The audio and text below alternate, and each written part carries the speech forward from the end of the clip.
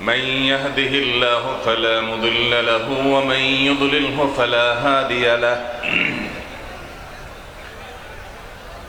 وأشهد أن لا إله إلا الله وحده لا شريك له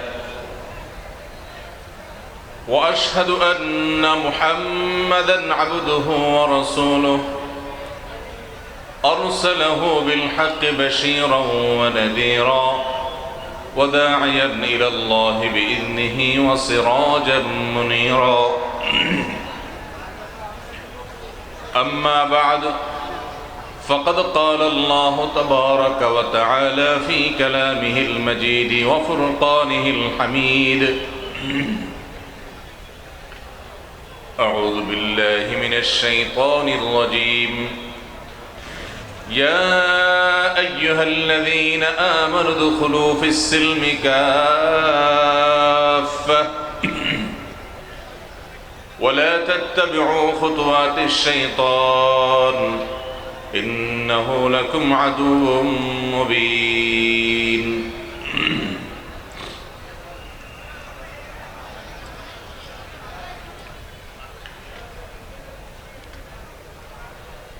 সীমান্তবর্তী জেলা সাতক্ষীরার শ্যামনগরের সুন্দরবনের কোল ঘেঁষে গড়ে ওঠা গ্রাম নওয়াবেকি মাধ্যমিক বিদ্যালয় ময়দানে আজকের এই ঐতিহাসিক ইসলামী সেমিনারের সম্মানিত সভাপতি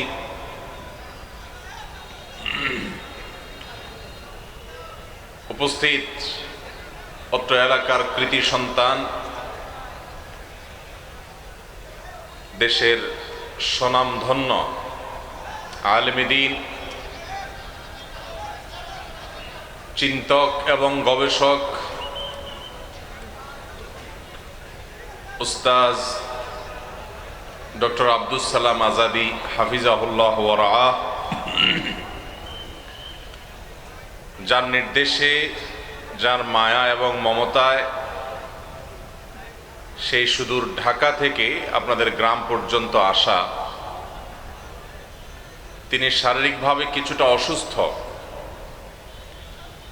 আমরা আল্লাহ রাব্বুল আলামিনের কাছে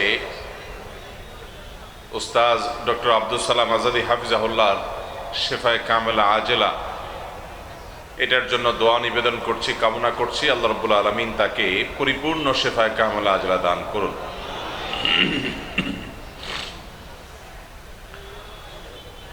উস্তাদ ডক্টর আব্দুস সালাম আজাদী সেই স্বল্প সংখ্যক হাতে গোনা আলিমদের একজন, যার মধ্যে উম্মার ঐক্য ভাবনা, উম্মাহ কনসেপ্ট যার মধ্যে তিনি ধারণ করেন, লালন করেন। ছোটদের, তরুণদের স্নেহ মমতা দিয়ে তাদেরকে উৎসাহ উদ্দীপনা দেন, যেটা এখন সোনার হরিণ হয়ে গেছে অনেকটা। আল্লাহ রাব্বুল আলামিন তার ছায়াকে আমাদের উপর দীর্ঘায়িত করুন, বলুন আমিন। মোহতারাম হাজরিন, ইনশাআল্লাহ শেখ আব্দুল হাই মোহাম্মদ সাইফুল্লাহ আপনাদেরকে আজকের আয়োজনে ওয়াজের যে খোরাক সেটা ইনশাআল্লাহ তিনি মিটাবেন। তিনি পৌঁছে গেছেন, ইতিমধ্যে নওয়াবেকিতে আছেন। আমি যে আয়াতখানি তেলাওয়াত করেছি এই আয়াতের উপরে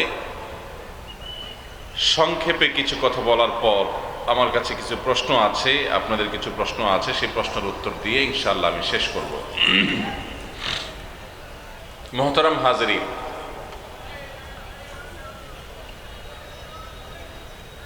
এখনো ডানে বামে অনেক আওয়াজ শোনা যাচ্ছে। আমরা যদি একটু মেহেরবানি করি, সবাই অনেকখানি নীরব হয়ে গেছেন মাশাআল্লাহ, অনেকখানি নিস্তব্ধ পরিবেশ। যেটুকুন আওয়াজ হচ্ছে সেটুকুন যদি বন্ধ হয়ে যায় তাহলে খুব সুন্দর হবে, প্রোগ্রামটা প্রাণবন্ত হবে, উপকারী হবে ইনশাআল্লাহ। এই জন্য আমরা ডানে বামে যে আওয়াজ হচ্ছে আওয়াজগুলো যথাসম্ভব বন্ধ করে ফেলার চেষ্টা করি। মাশাআল্লাহ। এদিকে কথা না বললে ভালো হয় ভাই, ভলান্টিয়ার ভাইরা স্টেজের পাশে কথা না বললে ভালো হয়। জি, স্টেজের ডানে বামে পেছনে আপনারা ভলান্টিয়ার ভাইরা আওয়াজ করবেন না, আওয়াজ ছাড়া হাতের ইশারায় মুখের ইশারায় কাজ করেন।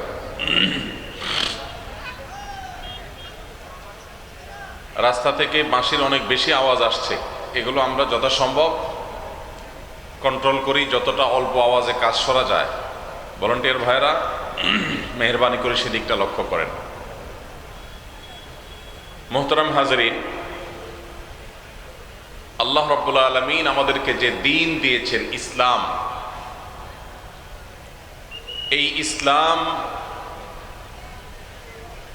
মানব জাতির ইহ এবং পারলৌকিক, দুনিয়া এবং আখিরাত উভয় জীবনের, উভয় জগতের সার্বিক সাফল্য, সার্বিক অগ্রগতি, সার্বিক কল্যাণের একমাত্র মাধ্যম, একমাত্র উপায় হিসাবে আল্লাহ তাআলা এই দ্বীনকে, ইসলামকে আমাদের জন্য দিয়েছেন।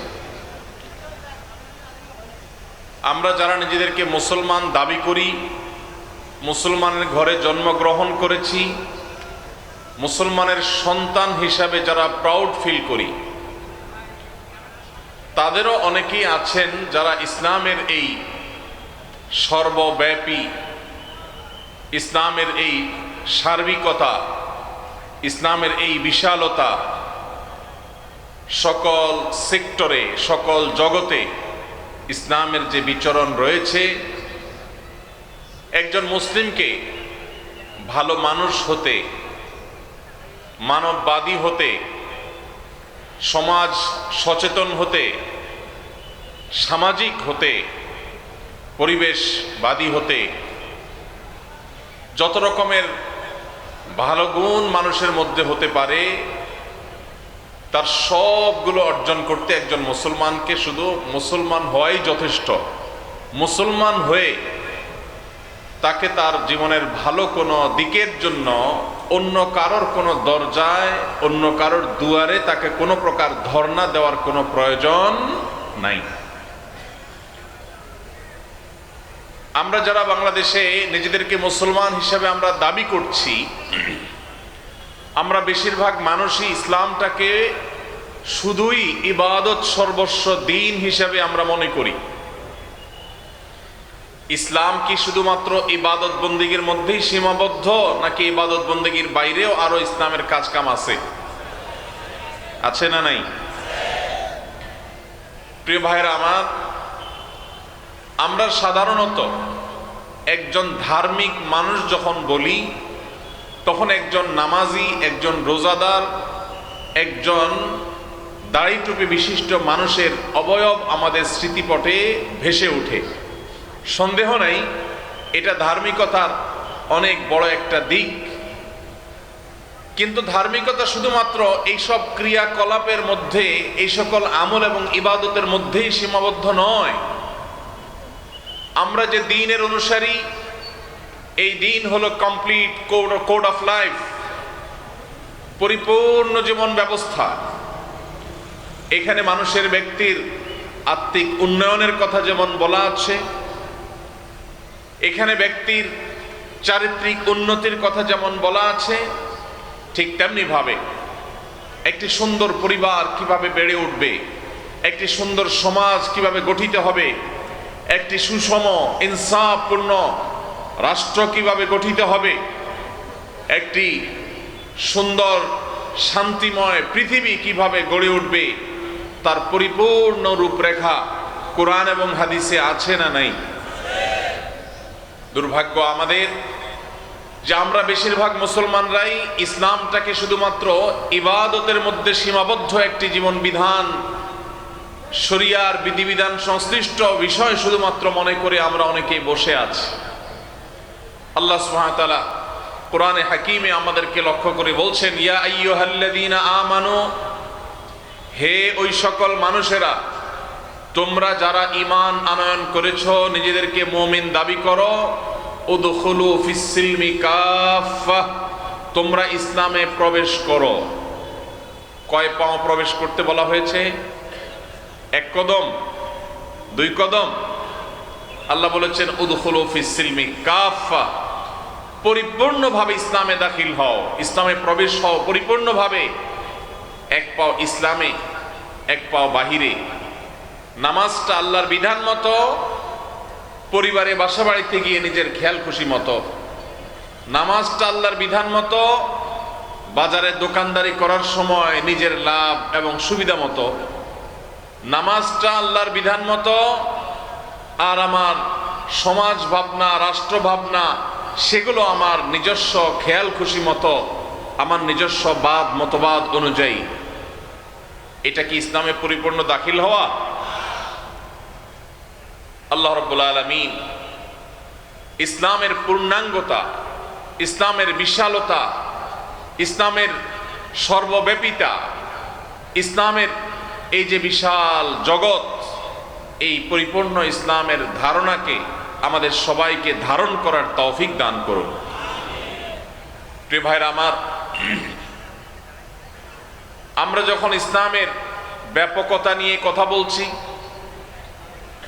ইসলাম ইবাদত প্রধান দিন হলেও শুধুই ইবাদত সর্বস্ব দিন বা ধর্ম নয়, এর বাইরেও ইসলামের যে বিশাল গণ্ডি আছে, এই গণ্ডি নিয়ে আমরা যখন আলাপ করছি, তখন আমাদেরই অনেক ভাই, আমাদেরই অনেক বোন আছেন যারা ইসলামের একেবারে বেসিক বিষয়গুলো, ইসলামের মৌলিক বিষয়গুলো পর্যন্ত তারা ধারণ করেন না, তারা বুঝেন না, তারা রপ্ত করেন না, অথচ তারাও কিন্তু আদমশুমারিতে মুসলমান, তারাও নিজেদেরকে মুসলমান মনে করছেন। ভাইরা আমার, একজন মানুষ যদি পরিপূর্ণভাবে ইসলামে দাখিল হতে হয়, তাকে যদি ইসলামে পরিপূর্ণভাবে প্রবেশ হতে হয়, তাহলে তার সর্বপ্রথম যে বিষয়টির প্রয়োজন, সেটি হলো তার ঈমানকে বিশুদ্ধ করতে হবে।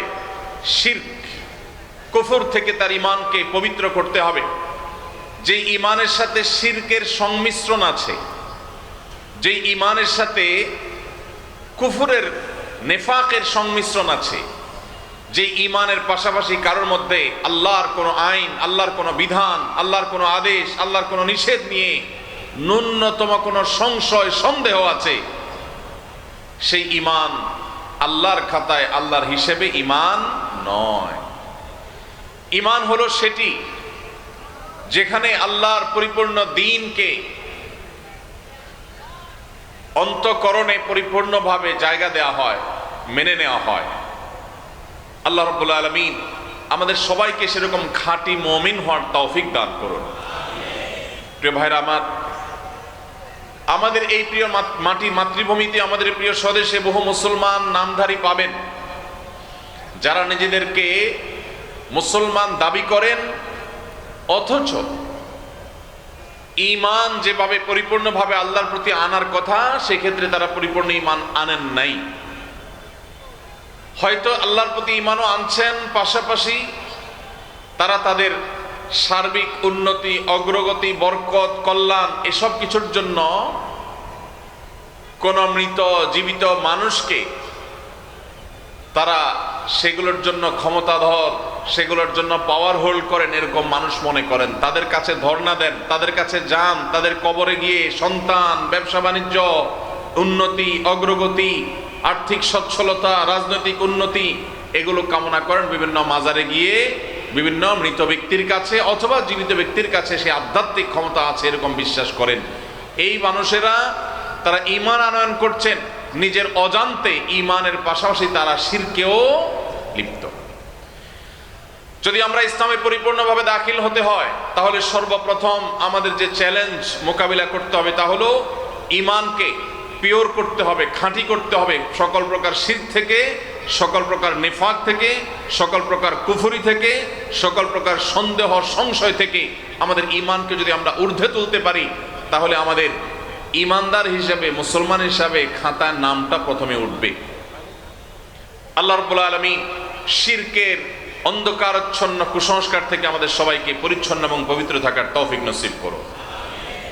ভাইরা আমার, যদি কোনো মুসলমান মনে করে এই যুগে, এই সময়ে আল্লাহর এই বিধানটা চলে না, এটা অচল, এই যুগে এটা খাটে না, এর চাইতে উত্তম কোন বিধান, এর চাইতে উত্তম কোন আইডিওলজি, এর চাইতে উত্তম কোন জীবন দর্শন পৃথিবীতে আছে? এইরকম বিশ্বাস যদি কেউ করে তাহলে পৃথিবীর সমস্ত উলামা একরামের মতে তিনি আর মুসলমান থাকেন না, ইসলাম থেকে তিনি খারিজ হয়ে যান। আমাদের এই সমাজে অনেক মুসলমান আছেন যেসব মুসলমানরা এখনো মনে করেন যে আল্লাহর বিধিবিধান, কোরআনের আদেশ নিষেধ এই সবগুলো এখন এই সমাজে সচল না, সব চলে না, নাউজুবিল্লাহ। এরকম বিশ্বাস করলে ঈমান থাকবে ভাই? ঈমান থাকবে না। তাহলে পরিপূর্ণভাবে ইসলামে প্রবেশ করতে হলে সর্বপ্রথম হলো নিরঙ্কুশ বিধানদাতা হিসাবে, সকল কল্যাণের একমাত্র মালিক হিসাবে আল্লাহ রাব্বুল আলামিনকে মনে প্রাণে দৃঢ়ভাবে বিশ্বাস করতে হবে। সেই বিশ্বাসে যদি কোনো প্রকার সন্দেহ সংশয় ঢুকে যায় তাহলে সেটা কখনো ঈমান বলা হবে না। অনেক মানুষ আছেন নিজেকে মুসলমান দাবি করেন, ওয়াজ মাহফিলে আসেন, কিন্তু সংশয়ের কারণে তিনি ঈমান থেকে, ইসলাম থেকে ছিটকে পড়ে গেছেন, নিজেও জানেন না।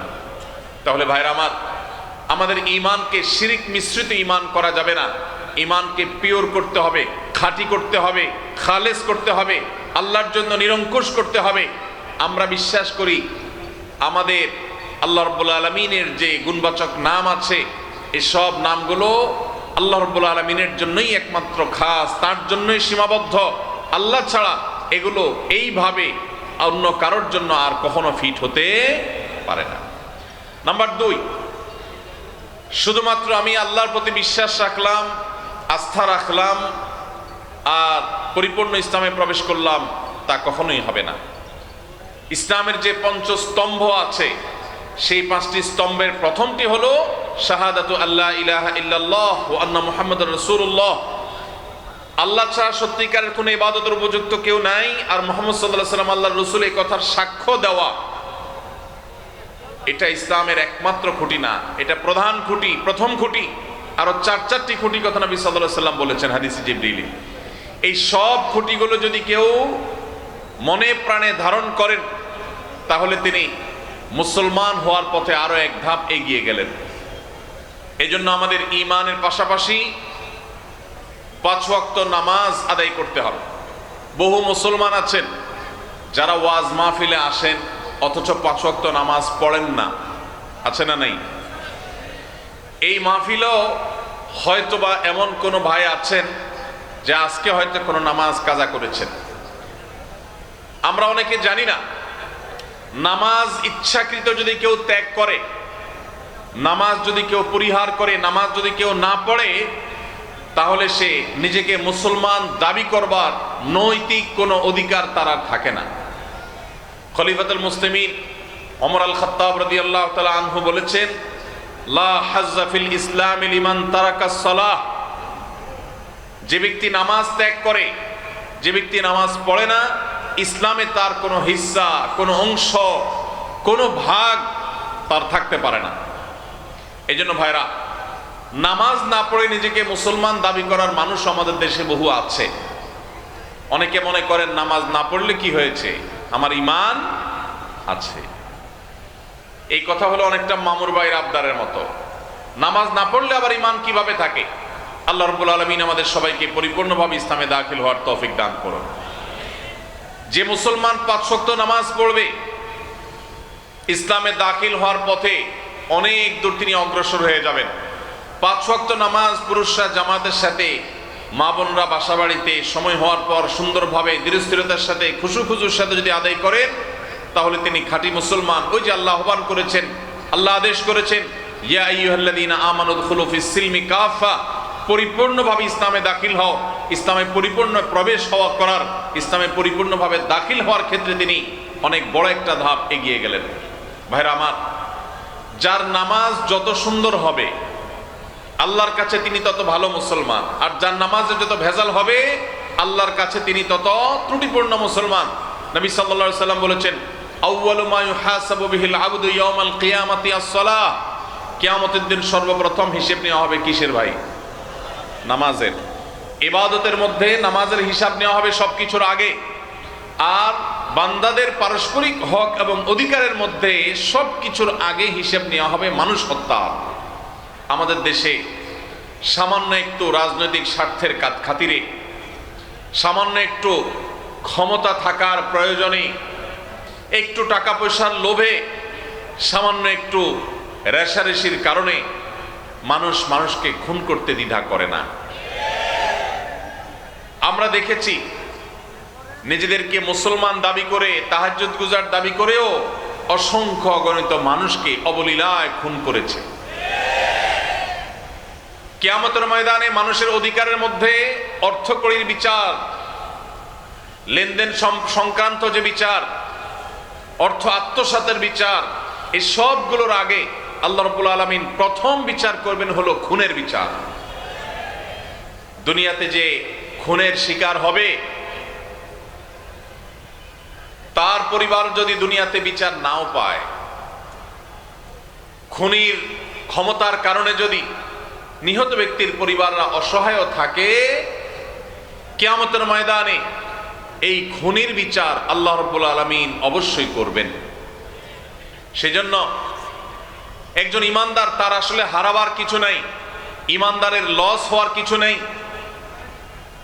আমরা যখন আল্লাহ রাব্বুল আলামিনের কাছে ভালো মুসলমান হওয়ার দৌড়ে এগিয়ে যেতে চাইব, তখন আমাদের ঈমানকে খাঁটি করা, আল্লাহর সঙ্গে কাউকে শরীক করা, কোনো পীর, কোনো ব্যক্তি, কোনো মতবাদ, কোনো ইজম, কোনো বড় নেতা, কোনো আদর্শিক ব্যক্তি, কাউকে আল্লাহ রাব্বুল আলামিনের সমকক্ষ মনে করা, আল্লাহর নাউজুবিল্লাহ বিধানের বিকল্প মনে করা, অথবা কল্যাণ ও কল্যাণের মালিক মনে করা, দুনিয়া এবং আখিরাত তার কাছে আছে এবং তার কাছে সেগুলোর ক্ষমতা, সুপ্ত শক্তি আছে মনে করা, এই সবগুলো ঈমানের সাথে অসঙ্গতিপূর্ণ বিষয়। আমাদের ঈমানকে যদি আমরা খাঁটি করতে পারি, নামাজকে যদি আমরা 5 ওয়াক্ত ঠিকঠাক মতো সুন্দর মতো আদায় করতে পারি, তাহলে ইসলামে পরিপূর্ণভাবে প্রবেশ হওয়ার ক্ষেত্রে আমরা আরো এক ধাপ এগিয়ে গেলাম। আল্লাহ আমাদের সবার নামাজগুলোকে সুন্দর করার তৌফিক দান করুন। যেই মুসলমান নামাজের ব্যাপারে যত সিরিয়াস, যেই মুসলমানের নামাজ যত সুন্দর, তিনি আল্লাহর কাছে তত বড় মুত্তাকি, তত বড় পরহেজগার, তত নেককার, তত ভালো মুসলমান। আজ আমাদের নামাজ ত্রুটিপূর্ণ হওয়ার কারণে এই নামাজ আমাদের মধ্যে সে এফেক্ট, সে প্রভাব ফেলছে না। আল্লাহ বলেছেন, ইন্নাস সালাতা তানহা আনিল ফাহশাই ওয়াল মুনকার, নিশ্চয় নামাজ মানুষকে অশ্লীলতা, অন্যায়, অপরাধ, এই সমস্ত ক্রিয়াকলাপ থেকে বিরত রাখে। আমরা দেখি আমাদের সমাজে মানুষ নামাজও পড়ে, আবার 2 নম্বর কাজও করে, নামাজে পড়ে আবার মিথ্যা কথাও বলে, নামাজও পড়ে আবার আরেকজনের জমির আইলো ঠেলে, আছে না নাই? এই প্রকার নামাজীদের নামাজ ত্রুটিপূর্ণ হচ্ছে, তার এই ক্রিয়াকর্ম প্রমাণ করছে সে যথাযথভাবে নামাজ আদায় করছে না। যে ব্যক্তি সঠিকভাবে নামাজ আদায় করবে, আল্লাহ রাব্বুল আলামিনের স্মরণ যার নামাজে থাকবে, আল্লাহ বলেছেন আকিমিস সালাতা লিযিকরি, আমার স্মরণ করার জন্য, আমার শরণার্থে নামাজ আদায় করো। সেই নামাজ যদি কারোর মধ্যে থাকে, তো সেই নামাজ তাকে অবশ্যই অশ্লীল, মন্দ এবং খারাপ ক্রিয়াকর্ম থেকে বিরত রাখবে। আল্লাহ রাব্বুল আলামিন আমাদের সবাইকে সেরকম জীবন্ত প্রভাবশালী নামাজ আদায়কারী নামাজি হওয়ার তৌফিক দান করুন। ভাইরা আমার, পরিপূর্ণভাবে ইসলামে দাখিল হওয়ার ক্ষেত্রে আমাদের তৃতীয় ধাপে যে কাজ করতে হবে, সেটি হলো সকল প্রকার বান্দার হক আমাদেরকে আদায় করতে হবে।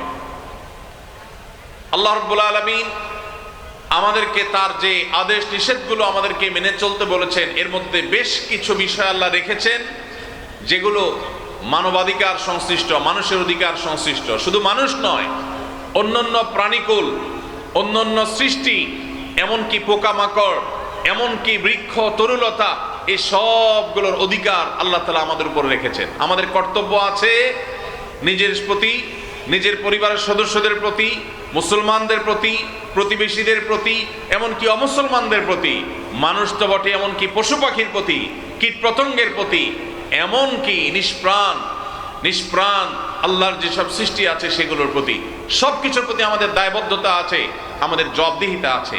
আপনি নামাজ ভালো পড়লেন, মুসলমান হিসাবে আপনি ভালো হওয়ার চেষ্টা করলেন, ঈমানটাকেও খাঁটি করলেন, কিন্তু আপনি মানুষের অধিকার নষ্ট করলেন, মানুষের হক নষ্ট করলেন, মানুষকে কষ্ট দিলেন, মানুষ প্রতি জুলুম করলেন, মানুষের হক মেরে খাইলেন, মানুষের টাকা মেরে দিলেন। আপনি ব্যবসা করতে গিয়ে 2 নম্বরই কাজ করলেন। ক্রেতা হয়ে যখন গিয়েছেন তখনও আপনি খারাপ কাজ করেছেন। আপনি কখনো আল্লাহর খাতায় ভালো মুসলমান হতে পারবেন না। ভাইরা আমার, পরিপূর্ণভাবে ইসলামে দাখিল হওয়ার জন্য শুধুমাত্র 5 ওয়াক্ত নামাজ পড়লেই চলবে? নামাজ পড়ার পাশাপাশি আমাদেরকে ভালো মানুষ হতে হবে। কোনো মানুষের কোনো অধিকার নষ্ট করা যাবে না। আল্লাহ রাব্বুল আলামিন আমাদেরকে সেই কর্তব্য আদায় করতে বারবার সতর্ক করেছেন। প্রিয় নবী সাল্লাল্লাহু আলাইহি সাল্লাম বলেছেন, ইন্না লিজাসাদিকা আলাইকা হাক্কা। অন্য মানুষ তো বটেই, এমনকি তোমার নিজের শরীরের, তোমার নিজের দেহেরও তোমার কাছে অধিকার আছে, পাওনা আছে, দেহের প্রতিও কর্তব্য আছে। কোনো কারণ ছাড়া তুমি তোমার নিজেকেও যদি কষ্ট দাও, নিজের প্রতিও যদি জুলুম করো, তাহলে তার জন্য আল্লাহর কাছে জবাবদিহি করতে হবে।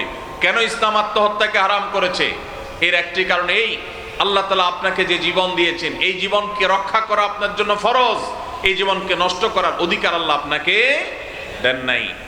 যারা বলে আমার শরীর, আমার দেহ, আমি যা ইচ্ছা তা করব, তারা কখনো ইমানদার হতে পারে না। এটা ইমানদারের স্লোগান হতে পারে না। ইমানদার বিশ্বাস করে, ইন্না সলাতি ওয়া নুসুকি ওয়া মাহইয়ায়া ওয়া মামাতি লিল্লাহি রাব্বিল আলামিন।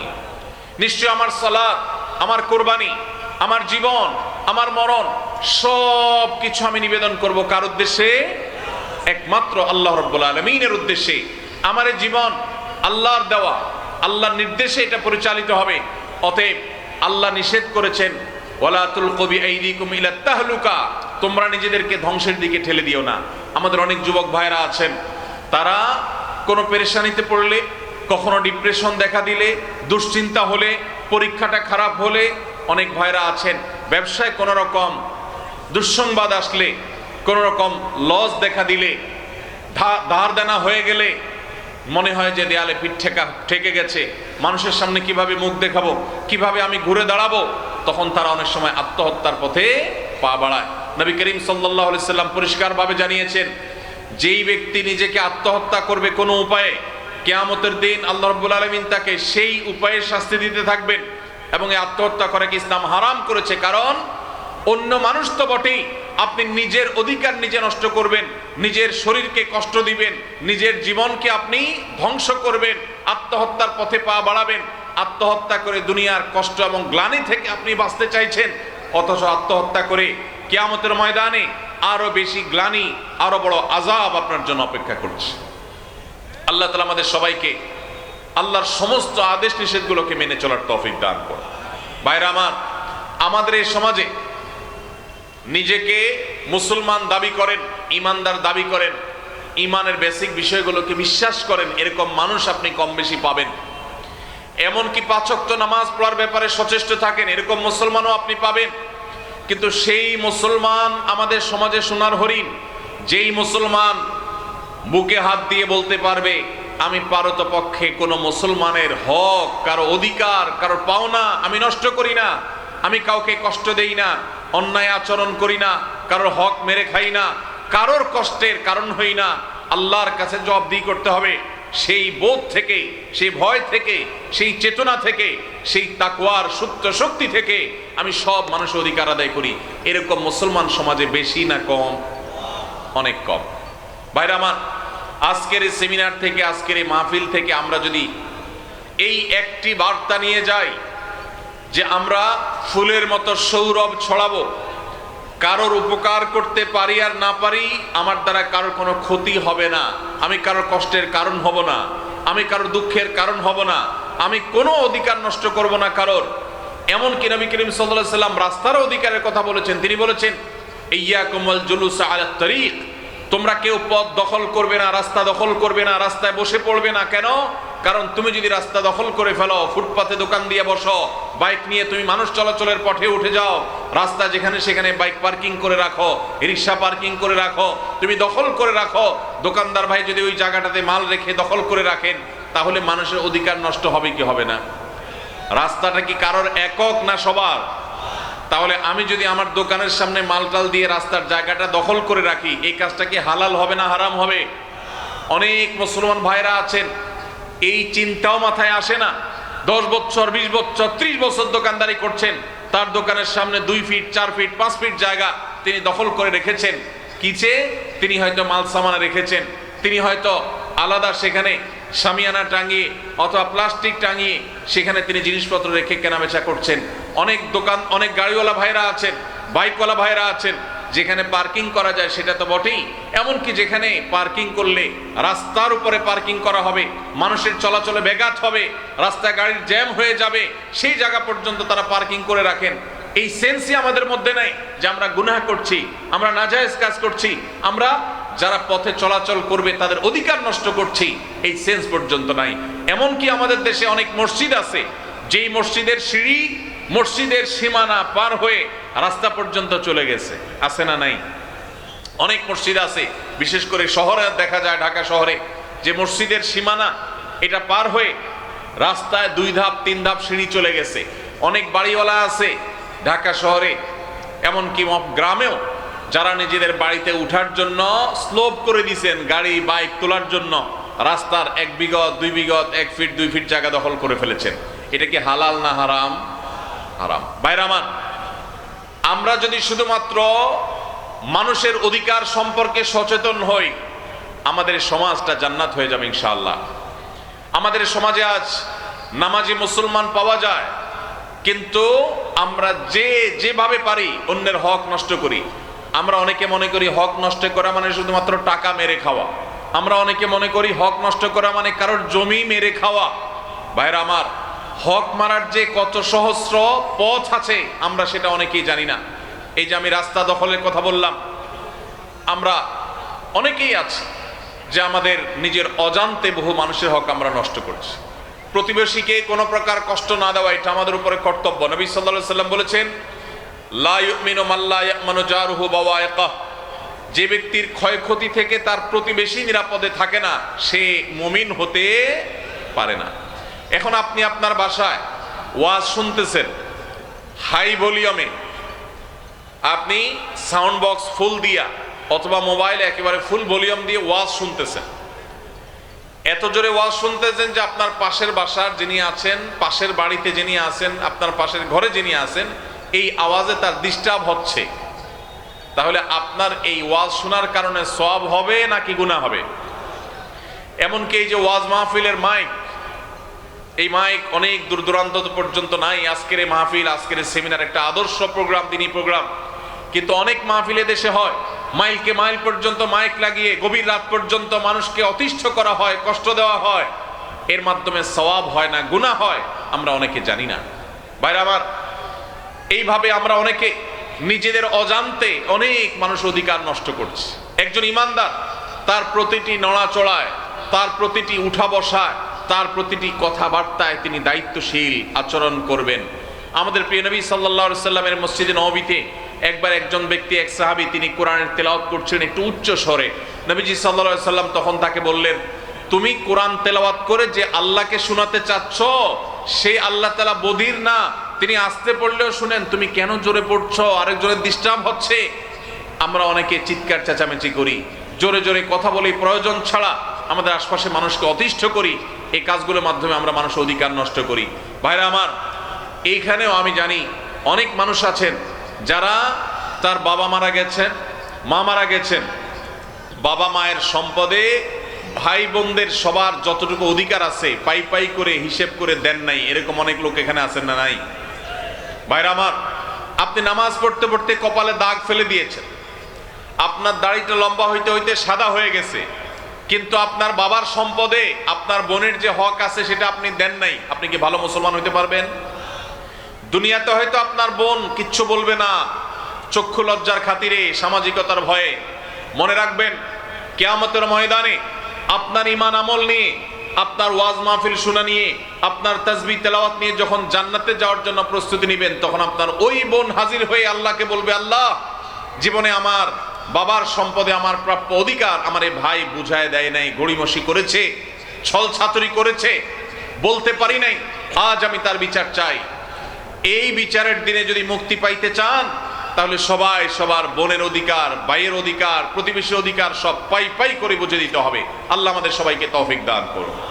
ভাইরা আমার, একজন মুসলমান তাকে এমনভাবে চলতে হবে যে আল মুসলিম মান সালিম আল মুসলিমুনা মিন লিসানি ওয়া ইয়াদি, তার হাত এবং মুখ দ্বারা সবাই নিরাপদে থাকবে। পরিপূর্ণভাবে ইসলামে প্রবেশ করতে হলে শুধু নামাজ, রোজা, হজ, যাকাত আদায় করলেই হবে না। এগুলো ইসলামের স্তম্ভ, ইসলামের প্রধান প্রধান কাজ, সন্দেহ নেই। কিন্তু আমাদেরকে মানুষ হতে হবে, উপকারী মানুষ। এমন মানুষ হতে হবে এলাকার সবাই সাক্ষ্য দিবে যে তার মতো মানুষ হয় না, কারোর ক্ষতি কোনোদিন করে নাই, পারতপক্ষে কারোর একটা টাকা মেরে খাই নাই, কারোর সাথে চিটারি করে নাই, ছল ছাতুরি করে নাই, বাহানা করে নাই, প্রতারণা করে নাই, দুই নাম্বারি করে নাই, কারোর হক মেরে খায় নাই, কাউকে গালি দেয় নাই, কারোর সাথে ঝগড়া করে নাই, কারোর কোনো কষ্টের কারণ হয় নাই।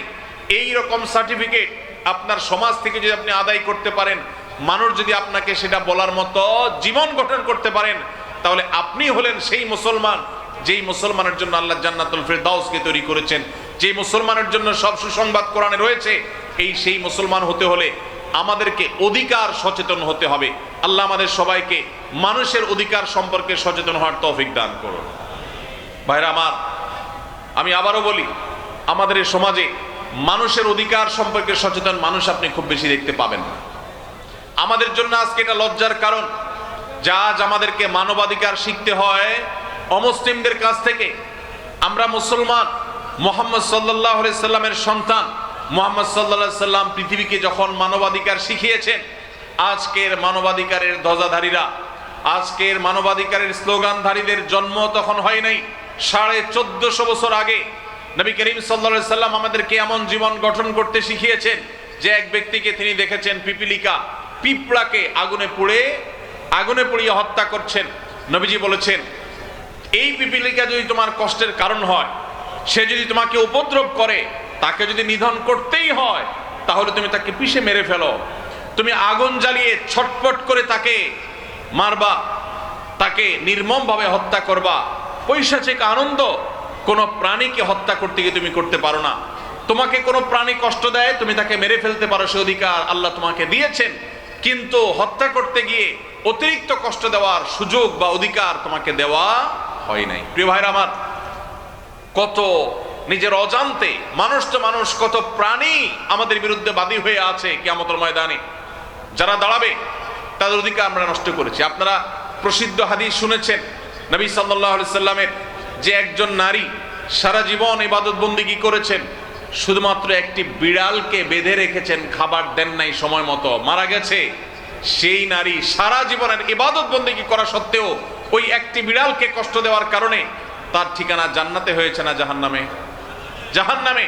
তাহলে আমরা যদি কোনো মানুষের ক্ষতির কারণ হই, কোনো মানুষের কষ্টের কারণ হই, দোকানদার ভাই যদি কাস্টমারকে ঠকায়, জান্নাত ঠিকানা হবে না জাহান্নাম ঠিকানা হবে? জমির আইলটা যদি ঠেলেন, কারোর সবজিটা যদি চুরি করে নিয়ে আসেন, কারোর ঘেরের মাছ যদি চুরি করে নিয়ে আসেন, ঠিকানা কি জান্নাত হবে না জাহান্নাম? আল্লাহ আমাদের সবাইকে ভালো মানুষ হওয়ার তৌফিক দান করুন। আমরা যতক্ষণ পর্যন্ত ভালো মানুষ না হব, ততক্ষণ পর্যন্ত পরিপূর্ণ ইসলামে দাখিল হওয়া সম্ভব না। আল্লাহ এটাই বলেছেন, ইয়া আইয়ুহাল্লাযীনা আমানু দুখুলু ফিস সিলমি কাফা, হে ঈমানদারেরা তোমরা ইসলামে